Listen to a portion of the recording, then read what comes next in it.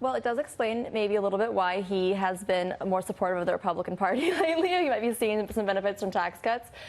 He did thank God for them. The year before would have been a Trump year too. Yeah, I'm not exactly sure how that went out, but maybe he got better accountants. I don't know.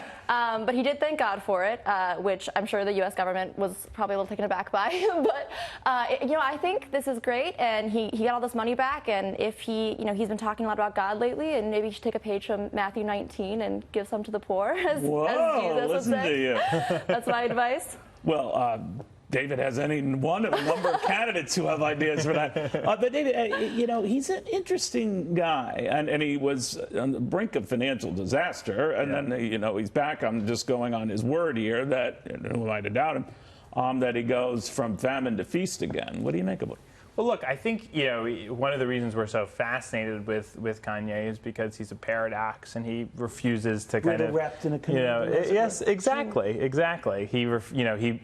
put out another great album, and he remains one of the great musical talents, I think, of this century, the first part of it at least.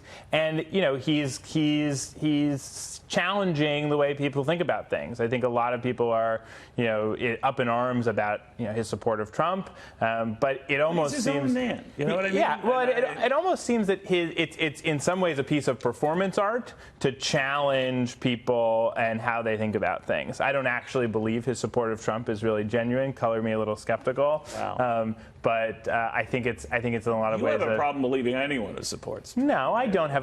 Look, I know there are a lot of supporters out there. I see you running around with your little MAGA hat. No? But good for him. I'm happy he's got his $68 million, and I hope, as Brooke said, he will give some of that to charity. I know he's been very philanthropic, and they've played a big role in criminal justice reform too. Oh, yeah, it's not to be understated. Him and Kim have done real, serious, genuine work on that issue, which a lot of celebrities just talk about it and tweet about it. You're absolutely right. What do you make of all this?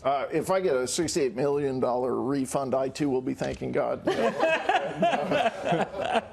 This is hobby money for you. All right. It is some beautiful music he's putting out, and I think it's going to be interesting to see what crowd he attracts with this message about God and Jesus. And is this going to pull in a mainstream crowd? Maybe attract some people, repel others. I think it should be interesting because obviously this is not a staple of pop music. I think I was saying during the break, I saw David Letterman on this Netflix show. I interviewed him. It's a fascinating show, and I think Letterman does a great job.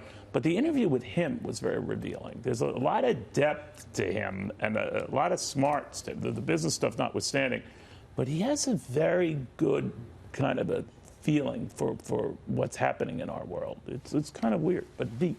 Yeah, well, he does, and also I think he's breaking a lot of taboos on his struggles with bipolar, mental health, which a lot of people are dealing with these challenges. 1 in 5 Americans deals with a mental illness, and it's not out there, and so he's breaking a lot of stigma in doing that.